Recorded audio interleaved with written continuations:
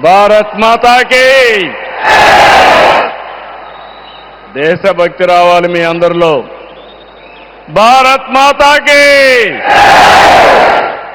భారత్ మాతాకి తెలుగు తల్లికి తెలుగు తల్లికి అందరికీ నమస్కారం. Honourable prime minister Narendra Modi గారు, ఆనరబుల్ గవర్నర్ అబ్దుల్ నజీర్ గారు, ఉప ముఖ్యమంత్రి మిత్రుడు పవన్ కళ్యాణ్ గారు, వేదిక పైన పెద్దలందరికీ ఈరోజు అల్లూరి సీతారామరాజు ఇంటర్నేషనల్ ఎయిర్పోర్ట్ సందర్భంగా ఉత్తరాంధ్ర ప్రజలందరికీ ముందుగా శుభాకాంక్షలు. ఉత్తరాంధ్రలో కొత్త చరిత్రకు నాంది పలికేలా ఎయిర్పోర్ట్ నిర్మాణానికి సహకరించిన రైతులందరికీ ముందుగా పాదాభివందనం చేస్తున్నాను. మీరు కేవలం భూములు మాత్రమే ఇవ్వలేదు, ఉత్తరాంధ్రకు బంగారు భవిష్యత్తు ఇచ్చారు. నేడు ఉత్తరాంధ్రకి ఇంటర్నేషనల్ ఎయిర్పోర్ట్ వచ్చింది. ఉత్తరాంధ్రకి అంతర్జాతీయ ఐటీ దిగ్గజం గూగుల్ వచ్చింది. ఉత్తరాంధ్రకి ప్రపంచ స్థాయి స్టీల్ కంపెనీ ఆర్సీఆర్ మిత్తల్ వచ్చింది. ఇంకా ఎన్నెన్నో. ఇవన్నీ ఎలా వచ్చాయి? ఒక్కసారి మీరు ఆలోచించుకోవాల్సిన అవసరం ఉంది. 2 ఏళ్ల క్రితం విధ్వంసమైన రాష్ట్రం. ఆ రోజు నేను, పవన్ కళ్యాణ్ గారు, నరేంద్ర మోడీ గారి నాయకత్వంలో మీ అందరికీ ఒక హామీ ఇచ్చాం.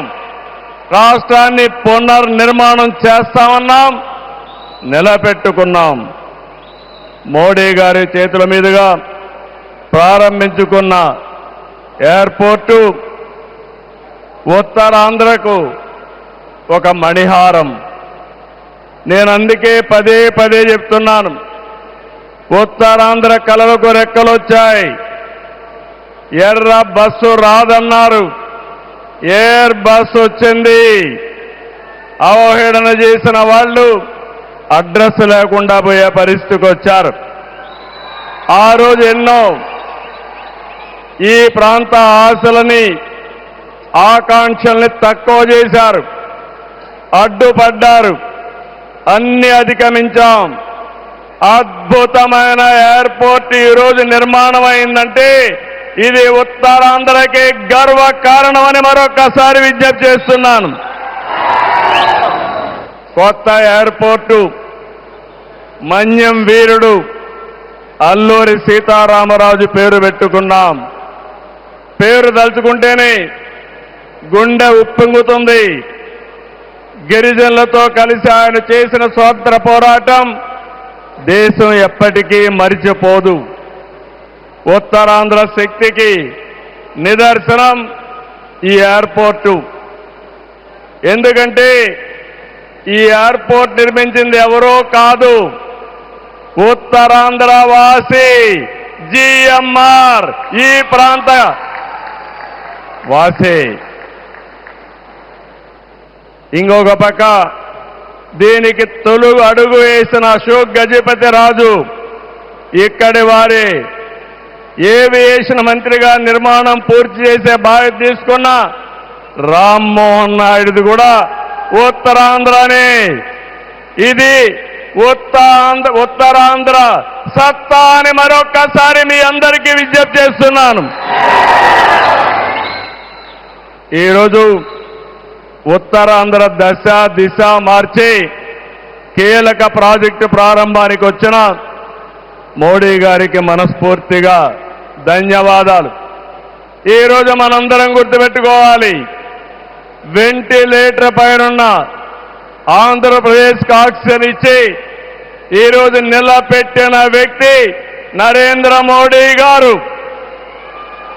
నేను మిమ్మల్ని అడుగుతున్నా, ఆంధ్రుల సెంటిమెంట్, విశాఖ ఉక్కు నిలబెట్టింది ఎవరని గట్టిగా మీరు చెప్పాల్సిన బాధ్యత మీ పైన ఉంది. ఎవరు? ఎవరు? విశాఖ రైల్వే జోన్ మంజూరు చేసి విభజన హామీని నెరవేర్చింది ఎవరు? పోలవరానికి సాయం చేసి గాడిన పెట్టింది ఎవరు? రాజధానికి నిధులిచ్చి పనులు పునఃప్రారంభించిన వ్యక్తి ఎవరు? 2027 భోగాపురంలో చెప్తున్నాను, పోలవరాన్ని పూర్తి చేసి మన ప్రధాని చేతుల మీద జాతికి అంకితం చేస్తామని హామీ ఇస్తున్నాం.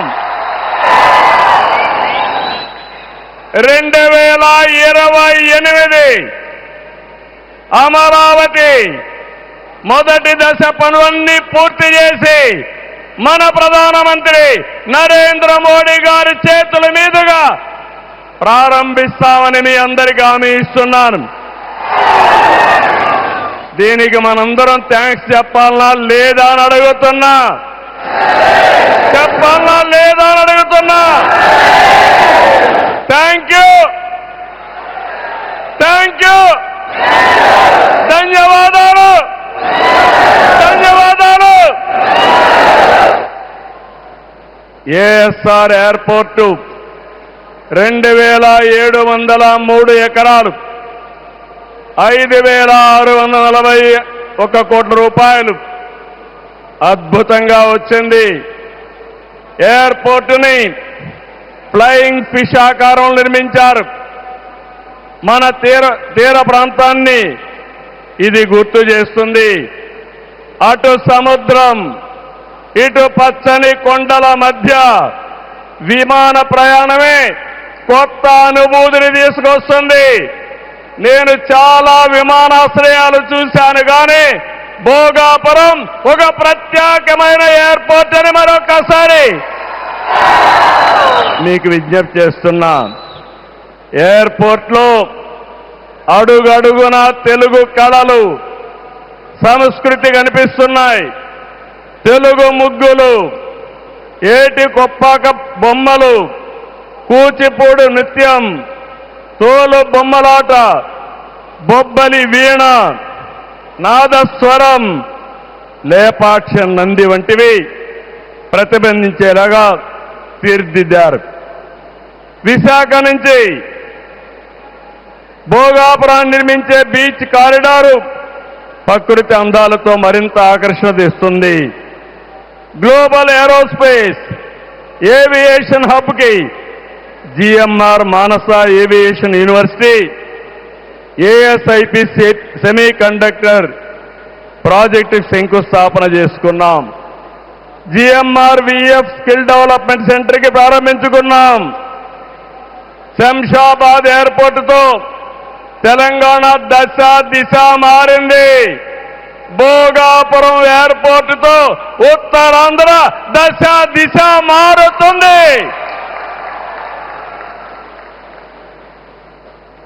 2015లో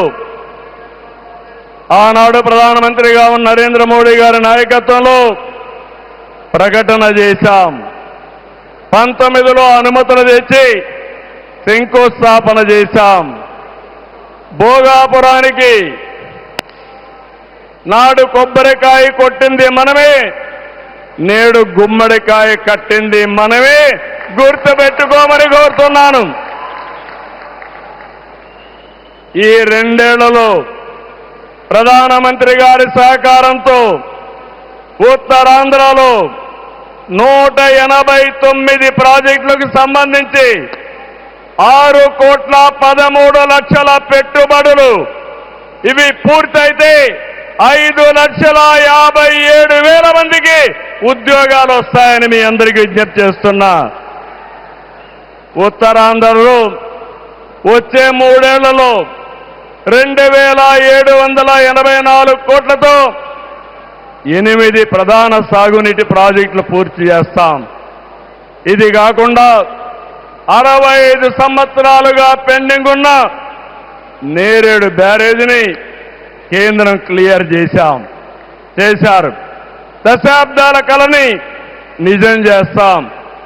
ఈ నెల 14వ తేదీన గోదావరి నీటిని ఉత్తరాంధ్రకి ముఖ్యంగా అనకాపల్లికి తీసుకొచ్చే బాధ్యత ఎన్డీఏ ప్రభుత్వం తీసుకుంటాం.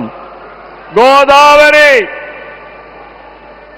పోల వంశధారిని అనుసంధానం చేసే బాధ్యత తీసుకుంటాం. ఉత్తరాంధ్రలో టూరిజం, ఫార్మా, నేషనల్ హైవేలు, పోర్ట్లు, ఎయిర్పోర్ట్లు, railway connectivity, rare earth minerals, ప్రసిద్ధ పుణ్యక్షేత్రాలు, అరకు, పాడేరు, సుందర ప్రాంతాలు లేనిదంటూ లేదు. వీటితో ఉత్తరాంధ్ర నుంచి వలసలు పోరు. వేరే ప్రాంతాల్లో శ్రీకాకుళం కాలనీలు ఉండవు. వేరే ప్రాంతం నుంచి ఉత్తరాంధ్రకు వలసలు వచ్చే రోజు తొందరలోనే ఉందని మరొకసారి విజ్ఞప్తి చేస్తున్నాను. మిమ్మల్ని కోరేది ఒకటి, ప్రతి వ్యక్తికి అవసరమైన అవకాశాలు కల్పిస్తున్నాం. వాటిని అందిపుచ్చుకోండి. మీ జీవితాలకి మార్చుకుంటూనే సమాజం కోసం, ఈ ప్రాంతం కోసం పనిచేయాల్సిందిగా మిమ్మల్ని అందరినీ కోరుతున్నా. ఈ సందర్భంలో నేను ఒక్క విషయం మీ అందరికి గుర్తు చేయాలి. ఇప్పుడే పవన్ కళ్యాణ్ గారు కూడా ఆవేదన గుర్తు చేశారు. We are in inspiring time. PM Saab, Modi Saab, I am telling you with my heart. We are in inspiring time. The world has moved from IT to AI. The right knowledge is available. The right technology is maturing. But we need leaders to deliver. Democratic countries everywhere are facing crisis, searching for new leaders. We are fortunate, India is fortunate. There is a tested leadership. 25 years, Narendra Modi ji as Chief Minister and Prime Minister of India has done extraordinary work. నేను చెప్పింది వాస్తవం అయితే మోడీ గట్టిగా చెప్పాలి. Modi, Modiji.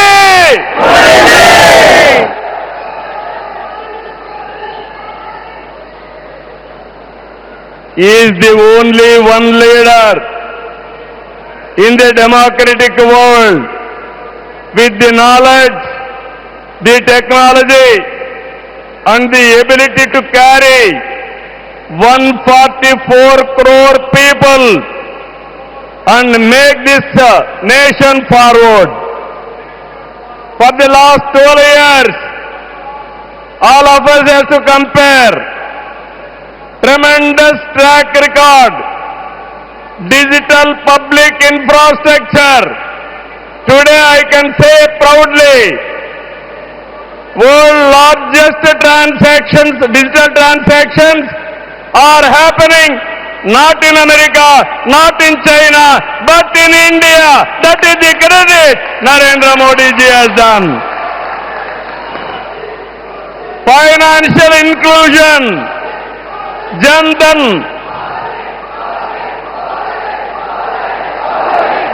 Yes, Modi! Louder! Second, financial inclusion. Ordinary man, JAM. It is a historical moment. Without corruption, any benefit is going to the last mile, that is DBT. Nowhere in the world, in India it has been established.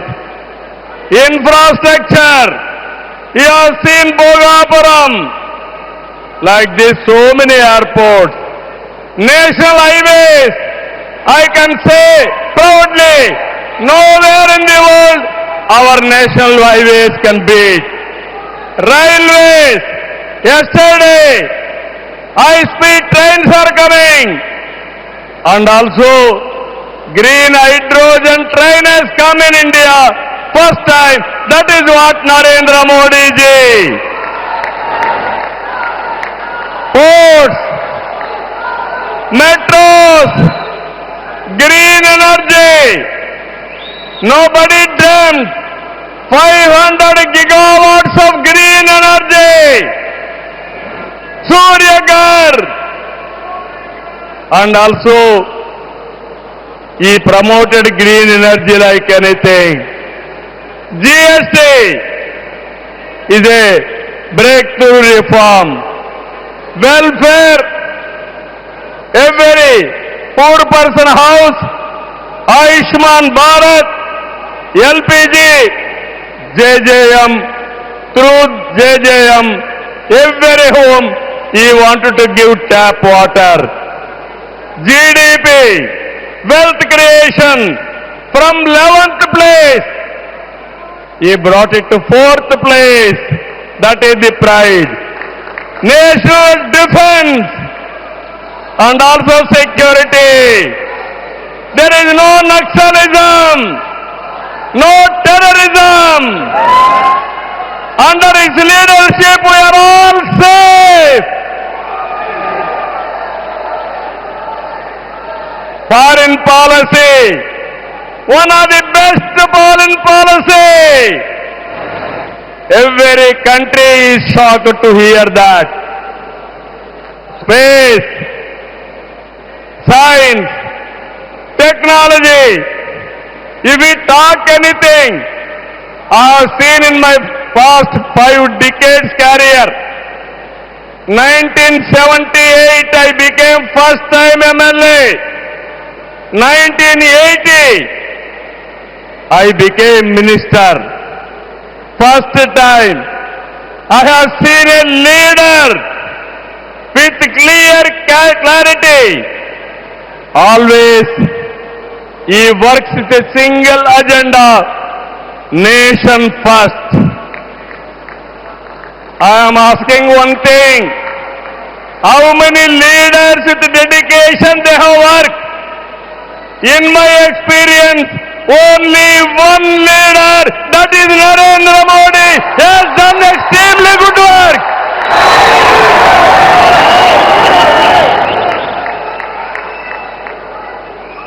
He is having a clarity. Vikasit Bharat 2047. There are external factors. Somewhere, in India there is a problem of LPG. This year environmental imbalance, rainfall deficiency. With all these things, he is able to manage very effectively with less suffering. He is the leader, I am telling you. India is going to become 2047 number 1 country in the world. It is possible with Narendra Modi ji.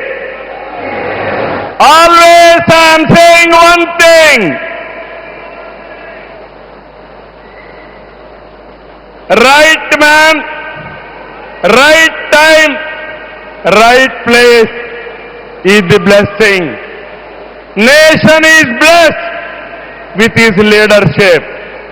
I am appealing entire nation. You have to think only one thing.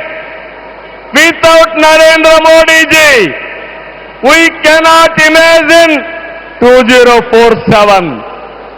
He is the tallest leader in the world. If we go to any country, everybody is respecting. That is the pride he brought for the nation. Hands off to him. All of us have to stand with him దయచేసి నిలబడుకొని సంఘీభావాన్ని తెలియజేయండి.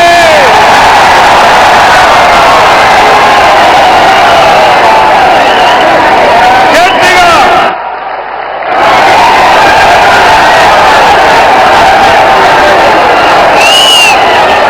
it is our responsibility, our commitment for the nation. Nation first, persons next.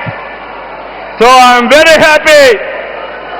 Entire nation has to understand the amount of development, the amount of respect India is commanding globally.